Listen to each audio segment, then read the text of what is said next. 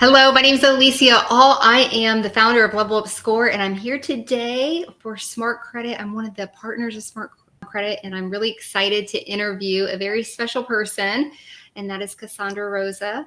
Cassandra, how are you today? Good. How are you? I'm excited to interview you. Yes, I'm super excited. Yes, there are a lot of people out there. I know I get the question all the time because people know that I know you, but I get the question all the time like, who is she? How does she do it? Please teach me. So I think this will be a great spotlight to spotlight you and your success in your business and hopefully help to energize some of those people out there that are wanting to be in your footsteps, right? And follow you. Yes. Thank you for being here today. We appreciate you. Yes. And it's an honor to have you interview me. Whenever they were talking about it and they were like, Alicia, I'm like, yes, like it'll just be like a normal meeting to say the It least. will be like two girls Yes. chatting. Yes. Yeah, awesome. Well, I guess we could tell the audience that we are good friends, which is fun. We've been working together and helping each other. So both like me to you and you to me, which has been a great experience. Yes. And we're going to pour into the audience today in the spotlight. So I have a couple questions for you. Are you ready? Yes, I'm ready. Okay, all right. Question number one. How did you first get started in the credit industry? So I started because my husband was scammed from a credit restoration company. We waited it was a little over a year. We had paid up front in full, and back then I didn't know you weren't supposed to do that. Of course, I was kind of just a regular consumer. I didn't know much about credit. I knew we needed credit, and I had good credit. I just had credit card debt. And so I was like, look, okay, we're scammed. I really don't want to put any more money out there. I think I could research this and figure it out. So that's what I did. And I fixed his credit. And then I figured, hey, I'm pretty good at this. Maybe we should do this for some extra money. And then that's how Rosa's Financial was created. So I because I know you too, I think you found this this way to help yourself, but in that you realize that there were people out there that might be getting scammed too, and you wanted to be like, hey, I'm the true real deal, that I'm gonna really be out there to help you. And I believe that was part of a lot mission. of our clients, it's their last $100 in their wallet, and they're just trying to do something better. So for me, it was kind of the same situation. At $2,000 up front is a lot of money. So whenever we paid that, we're taking it as almost an investment for our future. And so for that to just be stripped from us, it definitely is a huge part of why I am so transparent with my clients and why I care so much about them. It's a huge part of my business for sure. Yeah, I think that's what I was going to ask you is like, if you were to tell other credit professionals out there that are looking to grow their business or start a business, what would be some takeaways from your experience and what you learned to do that would help them be the best that they can be? Definitely researching the laws. So I had somebody recently reach out to me and they're like, hey, we want to grow a credit restoration business. Where could we start? And I'm like, very first thing you need to do, you need to go onto the Fair Trade Commission page and you need to order one of the Fair Credit Reporting Act books, right? Like automatically just start with the laws. Before you even sign up for Credit Repair Cloud or Dispute Box or any of the things, go straight to the laws. I wish that would have been my very first step. I signed up for, a CRM, and that's how I started. But I really wish that I would have focused more on the laws, like opened up the books and read them from the very beginning.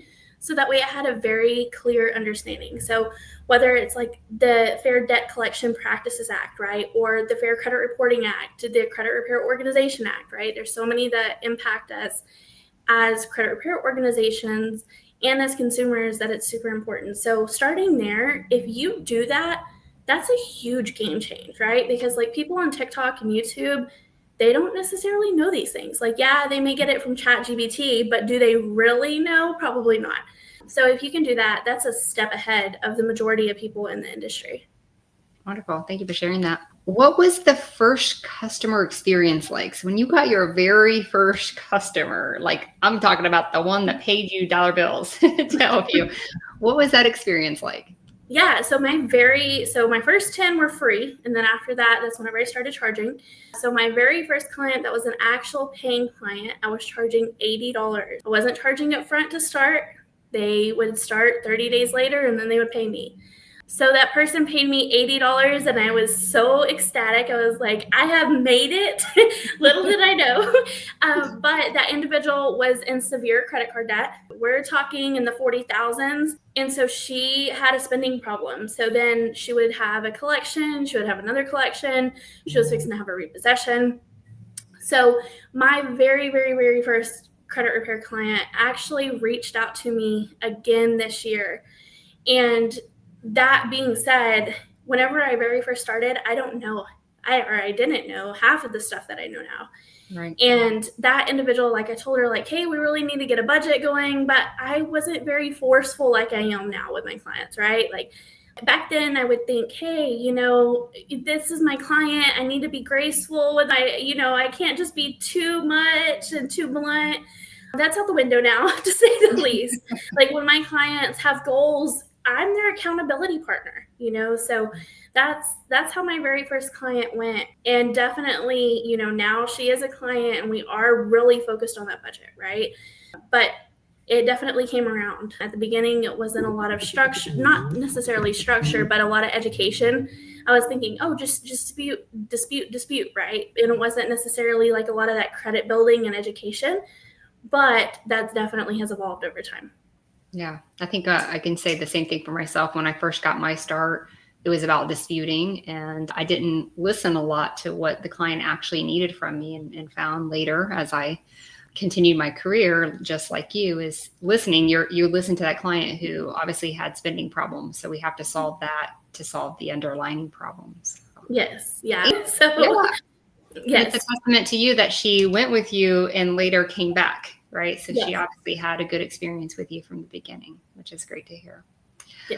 What credit related challenges do you see your clients struggling with the most? Definitely credit card debt, 100%. A lot of people will start credit card debts and payday loan, right? Mm-hmm. So it starts out with credit card debt and then they can't handle that and they just start drowning, right? And I get it. Like I said at the beginning, I had credit card debt. I 100% get it. You just keep throwing payments at it and it's just a never ending cycle. You can't beat that interest and it's hard. And then, something happens, right? Like a medical accident, or whether it be a job loss, a divorce, a loss of the family. You never know. Those events happen and then boom, right? That's all it takes. If you're already in the downward spiral of you can't pay your credit cards, you typically don't have enough savings at that point anyways to pay the credit cards off. So then whenever something happens, you're getting the payday loans, and then something else happens and then you're even in a bigger trench than what you were. That's what I see a lot of, right? And then finally it all collapses. And that's whenever you start getting those late payments, you get those collections, you get those charge-offs.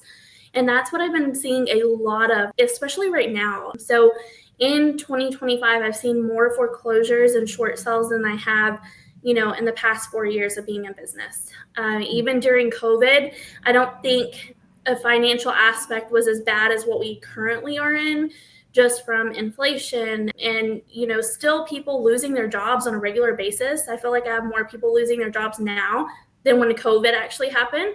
So definitely major changes in the economy, and it's all coming down towards, credit card debt. And if you look at different research aspects every quarter, right? It's like a new record for credit card debt, new record for repossessions. So definitely I see it all stemming from the beginning of like really overusing credit card debt, or credit cards and irresponsibly using, I guess I should say, or using them and then something happened. I don't know if it's an idea of like, hey, I don't have to pay that money back, or it's like, hey, I just need the money, let's use it, and not necessarily worried that they're going to pay it back. But I had a conversation with a client, and in my area, there was over 4,000 consumers served between August and September for credit card debt that is delinquent. Served with court documents, complaints or judgments, yeah.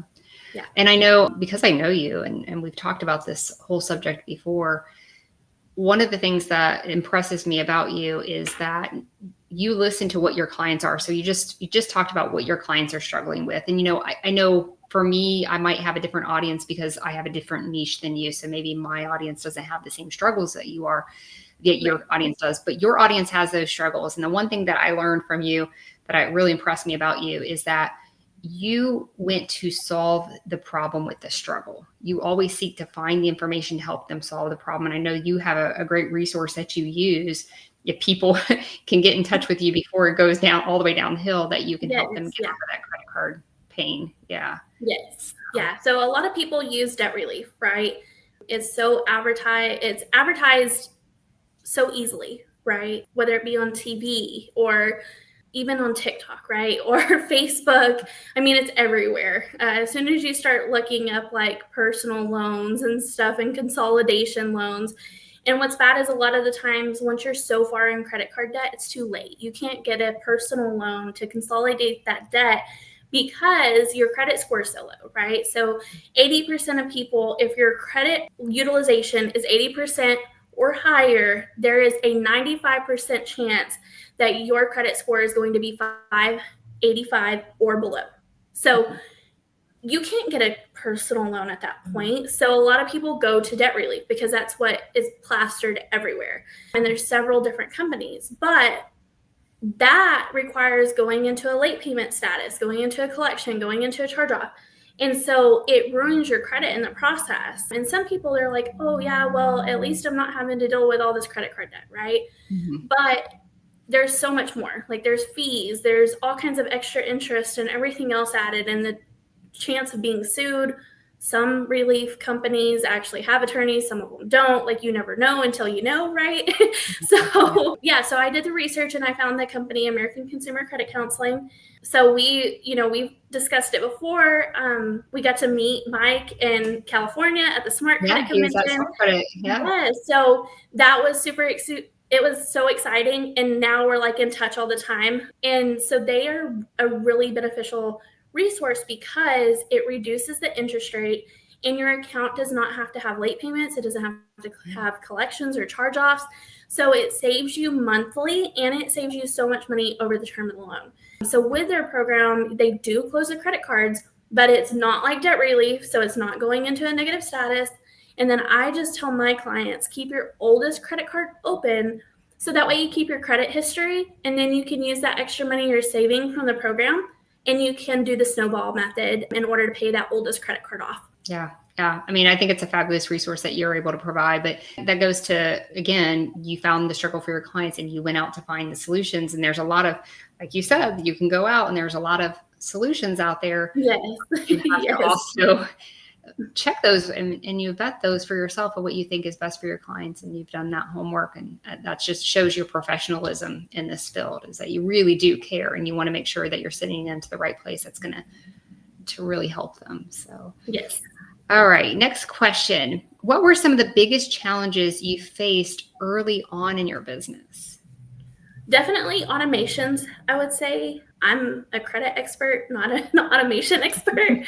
So that was the biggest aspect, right? And I avoided it for the longest time because I didn't know what to do. And not just that, as a growing organization, it's not like I just had the funds to go throw at it, right? And I've been really big of like not wanting to get loans or anything to build my business. I've reinvested everything I've made. And I did that for 2 years before I even started paying myself. So you have to have money to spend that money. And it really became a thing where I was like, I just avoided it, right? I kept trying to research it. I kept trying to figure it out myself. And then TSR happened. So whenever TSR happened, I didn't have options at that point. I was going to have to find the money and make it happen one way or another. And thankfully, at that point, I had already grown so much that it was definitely a possibility. And I seen major changes. I mean, my systems were not operating correctly. Before I would have to pick up a phone to call somebody to figure out password issues or get them scheduled for a consultation. And we were able to do that, right? But then it all changed. And so whenever TSR happened, I definitely don't like to work in the gray areas, which we've had this conversation too. And so I was really big, like, look, I stopped accepting clients at that point. I was like, if I cannot do it with a compliant way, then I'm not going to accept clients for right now. So there was about a month and a half that I did not accept any new clients. I put everybody on a wait list. And then once I was able to get my automations in place and actually start back with the compliant way, then at that point I was ready to go. But 100%, I don't care if you have 2 clients or if you have 500 clients, you need to have your automations intact, not only for registration, but also to help keep your clients happy, right? Some of my clients want to talk to me every single day, and some of them will sign up and I don't have to talk to them for 3 months. So having those automations and really having a good system for your processes, it's 100% crucial, I guess I should say, for your business. If I would have had that from the very beginning, there's been times that I get rapid growth for sure, whether it be a post blow up or I go speak at an event or something like that. I would imagine that I would be double, if not triple the size that I am right now, because I get a ton of leads. But you have to have the system to process those leads. Yes, absolutely. You know, when I started business such a long time ago, we didn't have systems and stuff like that. So it was like paper files on your desk, right? And you're cycling through them. So I can only imagine. so we had our systems was a piece of paper with, you know, here's what we do when we do it. But yeah, so it's interesting that you say that, because when you want to grow and scale your business, if you're going to be able to sustain that new growth, you do need to have systems in place and not everything going willy-nilly and trying to figure it out as you go. And yeah, so absolutely. And automations, right? Yes. So once you dived into that, was it as painful as you thought? Yeah. I hired somebody. Yeah. Don't get me wrong. Like, I actually hired 2 people. So I have my Dispute Fox and then I have my Go High Level. I outsourced both of those. You're not going to catch me. And part of that is like, if I would have really focused on it whenever I had 10 clients, I would have had the time to actually be able to learn that. But no, this is whatever I was already pretty deep in. And not necessarily like, do I have 4 hours of my day to sit down and learn Go High Level? Absolutely not. So that was a big part of it. If I would have really focused on it whenever I was smaller, I would have had the time, but I was intimidated, so I did it. Right. Yeah, totally get that. But then you're in the place that you're at and you're able to hire out and delegate those things that aren't your expertise, right? So. Yes. Okay, next question. If you could go back and do one thing differently, and I think you already answered this question, but maybe you have another one thing differently than when you started out, what would it be? Yeah, I think that would be, automations, but also focusing on the laws, right? So, I mean, if I jumped straight into CRC, right, and I was like, I learned everything and I studied everything CRC gave me from the very beginning. And if I would have just found the laws, yes, CRC was a huge part of helping me, and I learned so many marketing tools and stuff like that. But to get down to the nitty gritty on like disputing and stuff like that, I should have just read from the very beginning. It wasn't until later on that I was really studying all of the laws, making sure I understood everything, because you need those and you're going to have questions on them. So, you know, whether it's speaking at an event or you go and you meet individuals at like the Smart Credit Conference or whatever, you don't want to walk up and be like, yeah, I dispute, and then not know any of the CRA laws, right? Like you just don't want to do that. So yeah, so definitely study those laws. And I would have from the very beginning, but it's hard. Yeah. Like you don't know what to look for.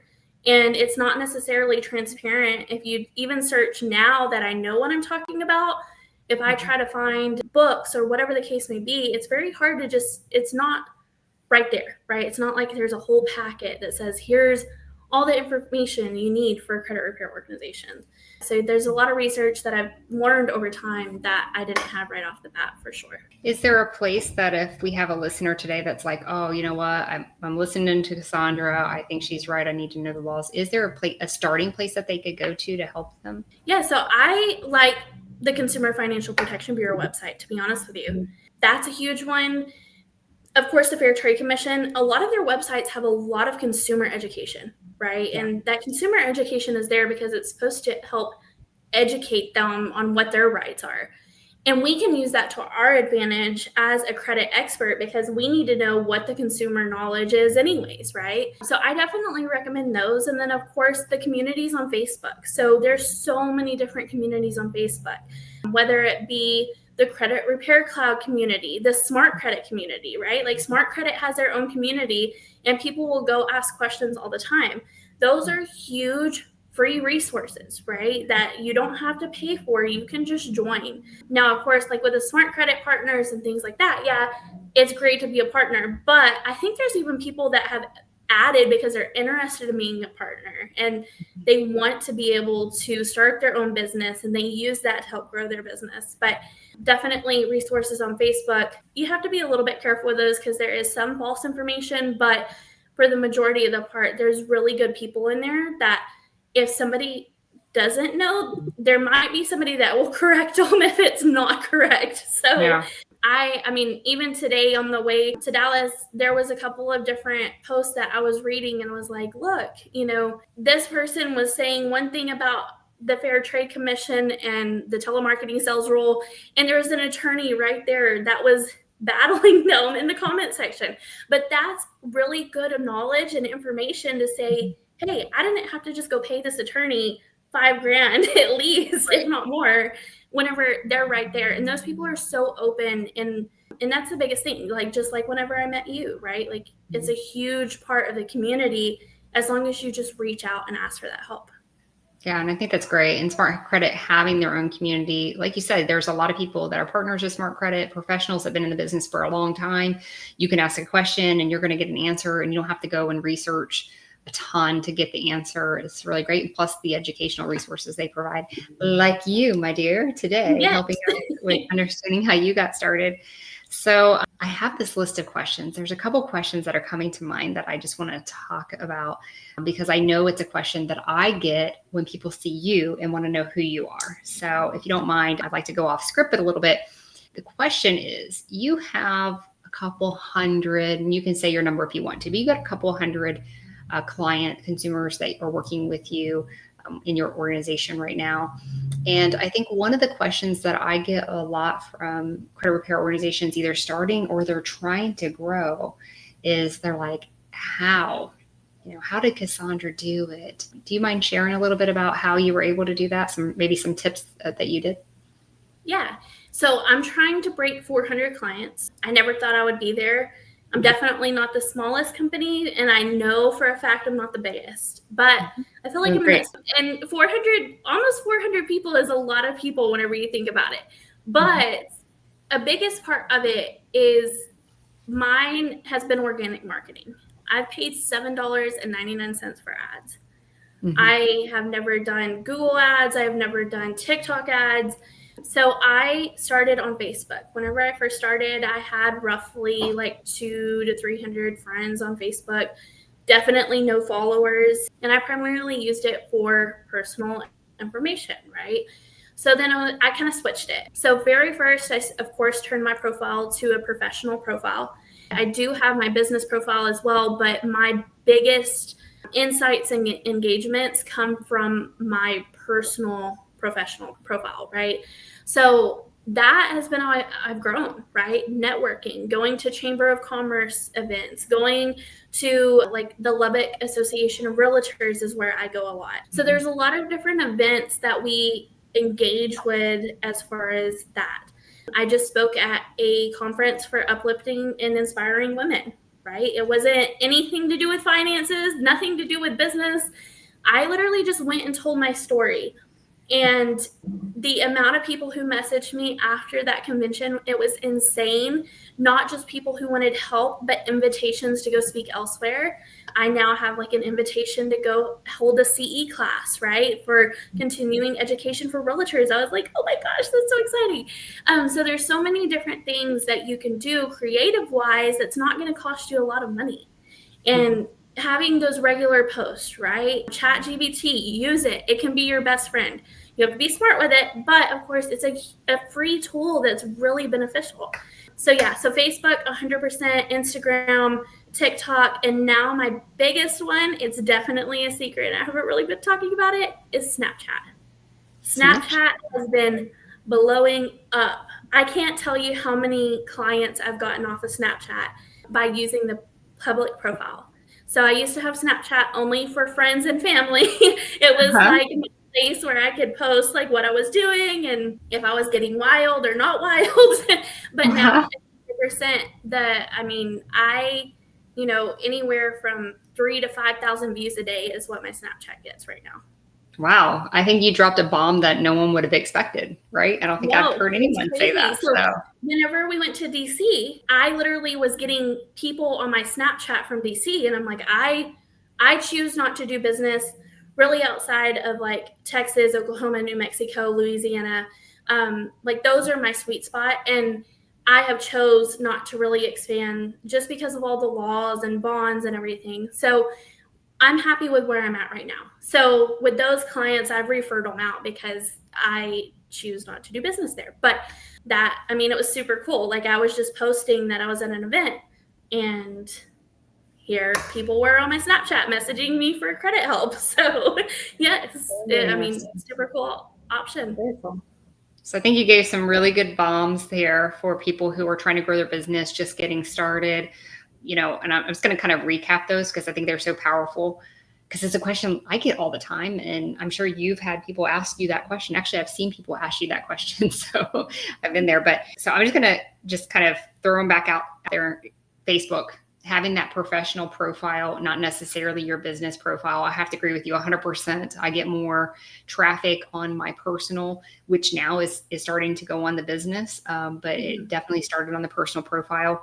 Networking at chamber events, that's huge. Getting speaking opportunities, that's huge. Even if you're not speaking about credit or finances, it's a credibility thing that you're on stage, regardless of what your subject matter is. One thing you said that resonates with me and something I teach people all the time is storytelling. When you can storytell, you can connect emotionally with people, and you grab their attention, and they want to be, you know, they like you, and they can start to trust you with the storytelling. So I think you've always been a storyteller. I know you certainly have in conversations between me and you. And I think that's a big benefit to why you're so successful. Real estate associations. You mentioned that you're going to possibly start doing CE classes for real estate agents. I did that my entire career, and I would have a room sometimes full of 300 real estate agents that I'm speaking to, giving 3-hour CE free credits to. And then, you know, the sky's the limit at that point, because when they see that you're knowledgeable in your field, they're more likely to send their business to you, right? And it also helps because some instances, like realtors will give wrong advice, right? So absolutely. At that point, it can cause a buyer more harm than good. So if we can help them get a step ahead and then be able to come with us and like say, hey, look, okay, you didn't go pay all 7 of these collections, right? Like your realtor said to. So I've definitely had some crazy instances where realtors have gave the wrong advice, and it's not necessarily a bad thing. They just didn't know better. And so that's why I'm so excited about it, because it will help some of those calls that I get that can be helped otherwise, right? And it's not necessarily a bad thing. I love all questions that come in. And that's, you know, like I said, or like you said, a lot of storytelling, right? So on my social media, you'll hardly ever see me post like a sales pitch, right? Yeah, I post about compliance. I post about, you know, clients buying a house or whatever the case may be. But I never say, hey, sign up with me here, right? That's not something I do. And I think that's a big thing of like the like, know, and trust that I've gained with my following, because I'm not just out there pushing them to come to me, right? Like they're naturally and just willingly coming to me. So that's been a huge part, even in a TSR, right? But for sure, you know, with the CE credits, that's going to be a huge thing as well. And I'm so excited about it, for sure. Yeah, I'm excited for you too. If you ever want information on doing CE classes, I've gotten many of them approved. There is a process to get approved. So feel free to reach out to me. I'd love to help you with that. Okay, so thank you for sharing that, because I know that's a big question that a lot of people have, and you threw out some really important things that I think will help people. And Snapchat, of all things. That's so fun. Right. Yes, that's what I was thinking. And it's so hard because Snapchat was really, I mean, it was like one of the last social medias that I had that was personal, that somebody couldn't see my outside, you know, somebody seeing my life. I went to like lunch yesterday, and the lady was like, have you gotten moved back into your house? And I had no idea who this lady was. But besides that, you know, so now, yeah, Snapchat. And from my understanding, it's not included in TSR. So, but I mean, that's ask an attorney. Yeah. Well, my understanding, if you're communicating via social media, it's not against TSR. It's that daggone phone and Zoom. Yes. Okay. What's been one of your proudest moments so far in your business? Let me say that again, because I think this is important, because you have a lot, and there's one that I'm wondering if you're going to say, but what has been one of your proudest moments so far as a business owner? I would say one, reaching a point where I have become the primary income earner for my household. Oh, congratulations. I know. I started out, my husband was on the road working as a blue collar worker. And, I just started this, and I've had family members even say, like, oh, it's just funny money. Like, what are you going to make with credit restoration? Literally. Mm-hmm. And I think that put some fire into my heart a little bit. But I thought, hey, if I could pay, for groceries that month, awesome, right? Yeah. But no, now I am supporting my family. I was able to bring my husband off of the road. So now we're actually able to have a traditional family lifestyle where he can pick up the kids after school or be able to meet for me for lunch. Like, that's something huge. We haven't had lunch together in 8 years. So that's a huge part. And as a mother of 4 kids, that's something you don't just have happen every day. I mean, it went busy kids too. I mean, you got a lot. Yes, but 400 clients, a big success. Yeah, 400 clients, 4 kids. I'm sorry, I keep cutting you off. No, yes. I wanted to bring the attention to the fact that you have almost 400 clients. You have 4 kids. You have a husband. You're able to grow this business to be able to take care of the family. But you also have a life outside of this because of some of the things that you put in place, like the systems and automations and understanding your audience and being able to market to them in a way that was clear and easy, so you're not struggling to figure it out. So I think there's a lot there. I do have a question, and I'm guessing people are probably wondering this too. Almost 400 clients. When did you start? How long ago? I started for free in 2021. And then 2022 is whenever I started charging. So that's whenever I became a partner with Smart Credit, was in 2022. So technically I'm on 3 going on 4 years of actively taking on clients. And I definitely think I could have been closer to that 1,000 mark if I would have had my systems in check. But you live and you learn, right? So now I know 100%. So I wouldn't change it, but it's one of those things, absolutely. Like, it's, been almost, 4 years. Well, 4, yeah. Yeah, very good. That's a short span of time to get where you're at today, which is phenomenal as well. I feel like I should be bigger, like social media, there's so many things that you see, and there's so much flash that goes on, right? And people talking about, oh, I'm making 50, 60 grand a month in less than a year, right? And I'm like, how did you do that? Like, realistically, I want to get there, right? I remember those days that I would be excited to make $100 a month, right? Now I'm clearing 30, 40, 50 grand a month, but that took time. It took baby steps. So yes, social media can present this, oh, you can grow your business overnight, but realistically, to have a very well set up, compliant business, I feel like those baby steps were essential. And not just that, it's like seeing a model in a magazine, right? Like, those businesses that are advertising 50, 60 grand a month overnight, it's almost like looking at, Kim Kardashian. Well, she didn't get her body overnight either. And it's one of those things, right? So don't always believe what you see on social media, I would say. Baby steps are your speed, then absolutely take the baby steps. Do what you are comfortable with. It's better to do it right than try to grow real fast and then it all break apart because you didn't have things in place that were essential. Yes. Like you had said earlier, right? You could be 1,000 clients right now if you had the systems and processes in place, but in the same respect, you didn't know what systems and processes you needed yet either until you start working with some clients. I mean, so it's kind of the double-edged sword there. Yes. And changes that happen every day, right? I mean, in the real estate market alone, there's always changes that happen. I mean, their regulations update just as much as ours, and you have to be able to adapt and overcome those. That's part of being an entrepreneur, and being able to say, hey, okay, I got this curveball thrown at me. What do I need to do next? So that's been a huge part of baby steps as well, right? I mean, you would take 5 steps forward and 2 steps back. But you live, you learn, and you can keep growing. Absolutely. And, you mentioned Smart Credit earlier about you starting to partner with them. I think it was, what was it, 4 years ago that you started, or was it 2 years ago? Yeah, in 2022. 2022. Yes. Okay. So about the same So we're time going you on 4 started. years. Yeah. How did partnering with Smart Credit help your business? So whenever I partner with Smart Credit, I was originally using a previous company, and I was with them for a very short amount of time. Then I had learned about Smart Credit, and the very first thing that caught my eye was commission, right? But Sure. it's so much more than that. Whenever you have an issue and you have to call on a client's account and you call partner support, that is a game changer. In almost 4 years of business, yes, 4. I keep like second guessing myself. But in almost 4 years of business and being with Smart Credit, I have never had a complaint from a client on their customer service.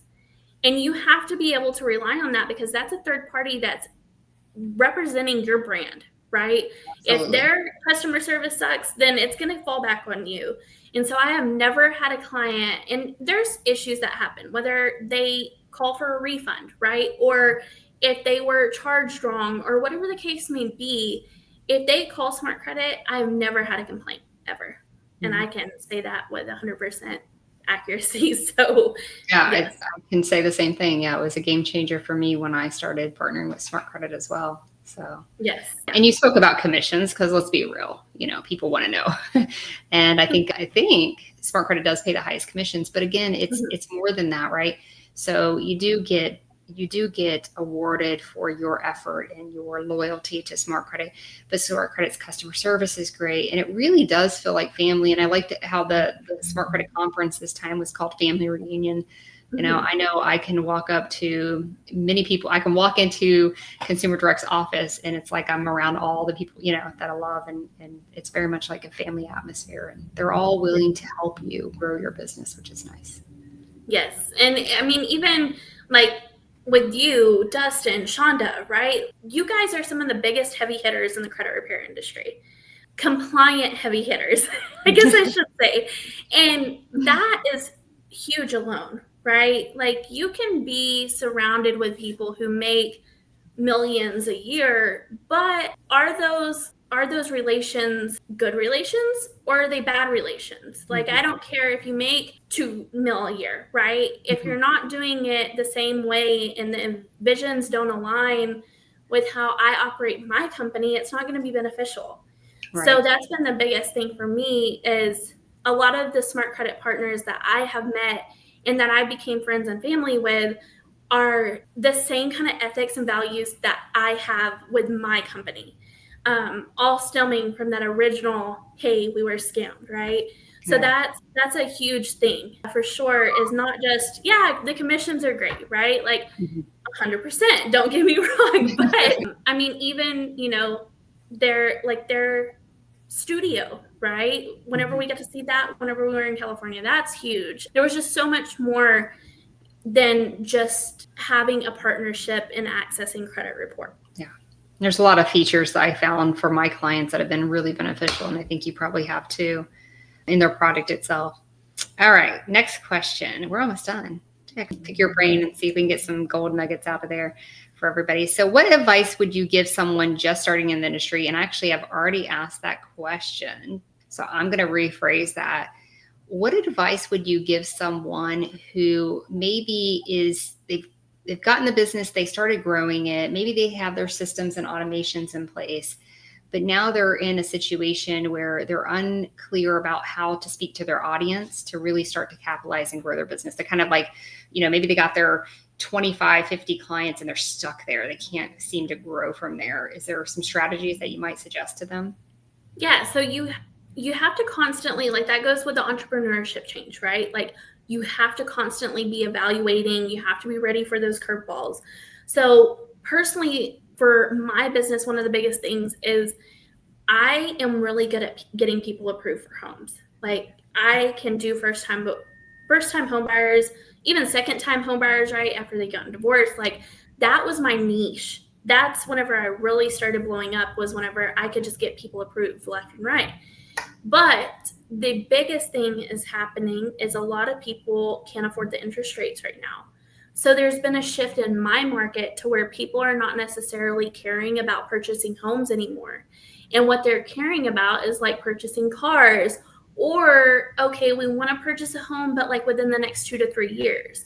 And so that has been a huge shift where, okay, you have to get that information from your clients, right? So listening to your clients, being able to determine, okay, I see this repetition of, okay, this person's not wanting to buy a home. This person's not wanting to buy a home. What are they wanting to do, right? And this is something you even spoke on at an event before. It's being able to find their goals, right? Yes, they say they want that 750 credit score, but is it really the credit score they want, or is it that end goal, right? And that's, your speech stuck with me from that. And that's definitely something you have to hear from your clients. So being able to use different search engines, things of that nature, whether it's ChatGPT. I just learned a new one yesterday at an event on AI. Perplexity is a different one that's like ChatGPT. I feel like I haven't played with it much since yesterday, but I was able to look at like my top 5 competitors. You can put in your information and say like, hey, like, who is Cassandra Rosa's? What is Rosa's Financial Solutions? Who is Rosa's Financial Solutions top 5 competitors? I haven't tried it on ChatGPT. I need to, but on Perplexity, it gave really good information and it broke up into a spreadsheet. So it gave my top 5 competitors and what the differences were between their companies and my company. But you can also do the same thing for your audience. So you can see, okay, what is being searched, right? So if you pull up Google and you just type in credit repair, or if you type in something like a question about credit cards, like what is credit card utilization, it will pop up the top searched questions, right? Underneath the question that you're searching. So you can go based off of that and be able to say, hey, this is what people are actually talking about. Then you can go and put it into Perplexity and come up with different topics to be able to put onto Facebook in order to get that engagement. Of course, that really depends on your niche. For me, like I said, like right now, the housing market's a little bit slower. So my questions are more like on credit building, being able to actually restore credit, right? I saw a huge decrease in how many of my clients could actually afford my services. And so I had to come up with a different option. And that's whenever I went ahead and did the credit Burzio. So having that second chance for somebody to be able to afford services, but still have access to me. So being able to listen to your audience, realizing, hey, okay, they're not wanting to buy houses. They can't afford my prices. What do we need to do? And if you don't have the services, creating a service is extremely crucial, because then you're losing out on those clients and they're going to go elsewhere. So that's been a big change just recently, I would say in the past 1 to 2 months. You definitely spoke to my heart on that. I believe as an entrepreneur, you definitely need to do what I call feedback, refine, and always looking at what your consumers need from you and the changing of times so that you can speak to your audience correctly, and going on to ChatGPT or different resources to find out what questions are they asking is a really big help to find out where your market is. And you might have to pivot. Short story from me is I used to own a bunch of gyms in Ohio, and COVID hit. So it was like close down the gyms. And I was a boutique studio. So I had, cycling bikes and it's like all group fitness stuff. And I had to make pods, right? Yes. And my point is, while every other business around me was closing, I was buying those businesses and starting new gyms in COVID, because I understood the feedback and refine, and understanding your market and being able to pivot still as a gym, still did the same thing, the core outcome, right? And even like with you being a first-time homebuyer specialist, that was my niche too. I think you know that. Yes. Their goal may have changed, that right now is not the time to buy a house, but their goal is still to buy the house, right? It's just not right now. So you're helping them kind of set that stage for that next position when it's time, right? Getting their finances in order and all those things. So I love that you said that. And I think a lot of people need to hear that, because it is so important. We do need to constantly be looking at that so we can help our clients the best. And if you just listen to them, they're going to give you the answers. I mean, just listen to their story. Yes, it sucks. You're going to be on the phone for a while. but listen to their stories. Like I could go through every single one of my clients, even though I have an astronomical amount at this point, and I can tell you their name. I can almost tell you their kids' names, but I can tell you their name and their goal, and I put those in my notes, right? So in our dispute box, I have it listed from our phone calls. Hey, this is so-and-so. This is their goal. They're wanting a house, they're wanting a car, or they just want a second chance at life. And then I add those tidbits because those are important values. Just like whenever I was working for a nonprofit, we would research our prospective donors and we would figure out those things that they like, right? Whether it's, oh, this one likes to play golf or this one likes to barbecue or whatever the case may be. It's the same with your clients for those conversations, to be able to reiterate back to whenever they're like getting discouraged or whatever the case may be, and being able to say like, yeah, you remember, like, our goal is the home, like we can do this. It's a huge part of really being able to understand your clients and know who they are. Now, of course, one of the biggest things I've noticed is I can't serve everybody.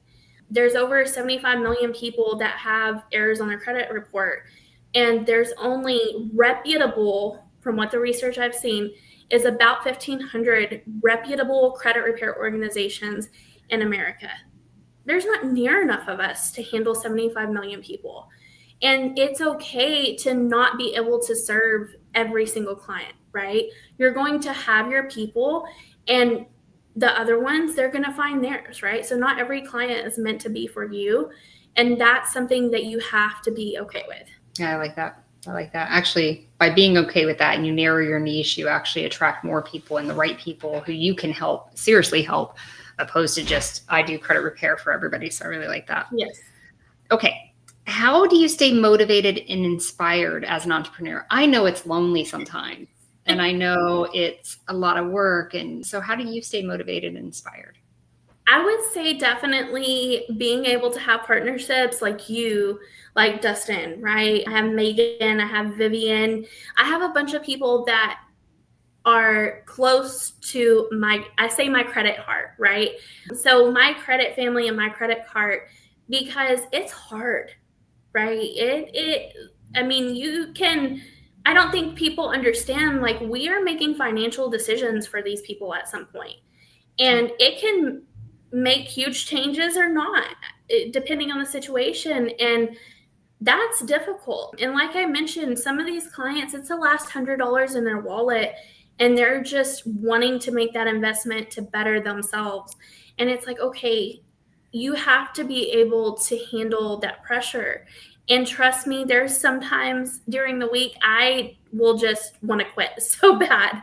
But I have my support group, and I have people who are in the business that are like the same business I am, or whether like you with the LevelUp score, right?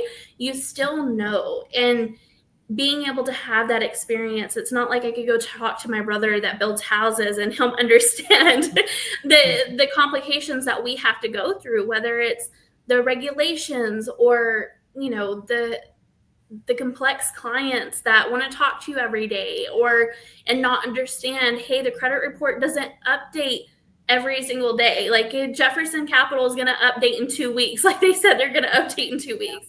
And those things, not everybody can understand. So really having that support group and that family is 100% crucial. And not just that, but being able to have boundaries, I feel like has really helped me not burn out. Burnout was pretty hard for a little bit. I was losing my focus of why was I doing this? I had a bad interaction with a partnership, and it really, I felt like, was the end between TSR and the bad partnership. I'm like, look, I don't know if I can keep doing this. But having those boundaries and really bringing back in and focusing, having self-care time 100% is crucial as well. Just like in your millionaire's journey, that's been a huge part, is my mornings are for me. Before the chaos starts, if I wake up and it's immediate chaos, then the rest of my day is chaos. And then I deal with an upset client, and it's just a downward spiral, and that's how you burn out. So really keeping those boundaries to prevent burnout also helps me stay motivated and really want to keep pursuing what my underlying mission and goals are for my clients and for myself as a business owner. Yeah. Well, I want you to know, and I think you already know this, it goes unsaid, but you are very much needed in this industry. We need more of you. You know, you mentioned how there's not a lot of reputable credit repair organizations, and I wouldn't even call you credit repair. You're more of a holistic financial specialist that helps people in so many different ways. And so I always like to try to pull myself away from the word credit repair, because we're so much more than that. That's just a piece of the puzzle that we actually play in to help consumers get to a bigger, better goal.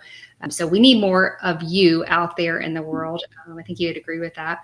So that being said, question for you, and I'm not sure if you have, and this is kind of like the wrap up, you know, you've worked with Smart Credit for some time, and I know for me, and maybe you have an answer to this, I'm just going to ask and we can cut it out if it doesn't work. But one of the powerful things for me when I'm using Smart Credit for my consumers is that there's certain things within the Smart credit monitoring product itself that brings so much value to the consumer, which, number one, it gives value to the consumer, because that's number one. And then number two, it helps me retain that client for the long run through what I call my graduation program. They see the value in keeping credit monitoring forever. Yes. Is there anything in the Smart Credit product that you would say this has been really helpful for my clients?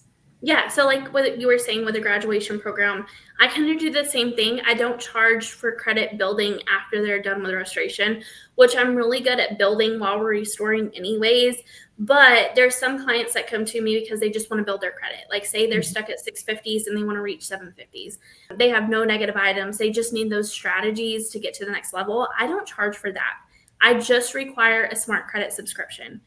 And I mean, that's a huge part as well, right? Like, of course, I'm getting paid commission from it, but it's for a 10-minute phone call a month, right? And so it's worth the growth with Smart Credit, I guess I should say, but also the referrals that come from that are crazy. I mean, these people never even had negative items, but they're referring us because we just helped them reach from that 650 to that 750.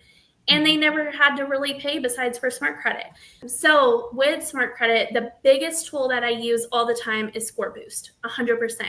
So like we mentioned earlier with the credit card debt, I have a lot of people who come to me that have credit card debt issues, and we use Score Boost on a regular basis. I mean, it's a huge part of my business, 100%. There are, like, sometimes you have to check the dates just to make sure, but a lot of the times the reporting dates are pretty accurate. And not just that, the score representations, if they were to pay the cards down.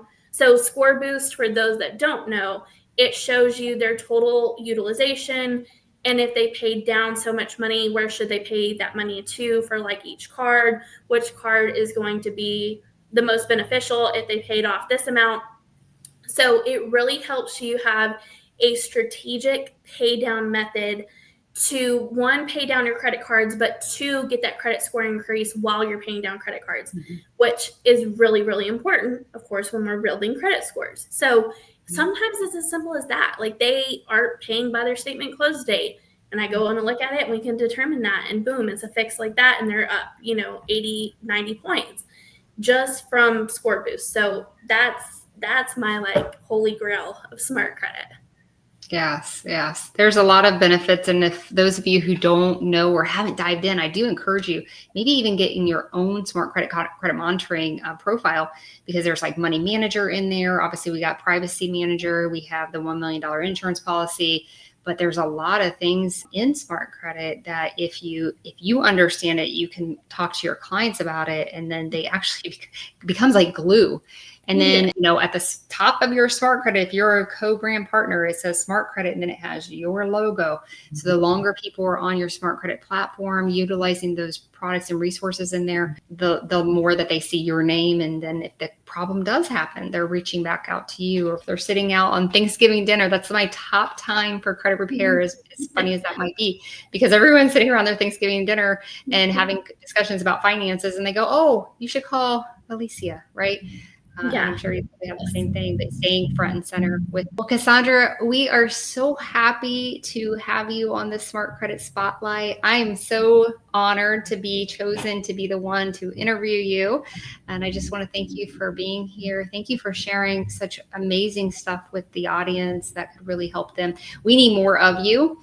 So the more you can speak about what you do, the better. So thank you for being here today. Yes, of course. And I'm so honored to have you to interview me. I was like, oh my gosh. Like I said, it's part of my credit heart. So I am 100% honored. Awesome. Thank you.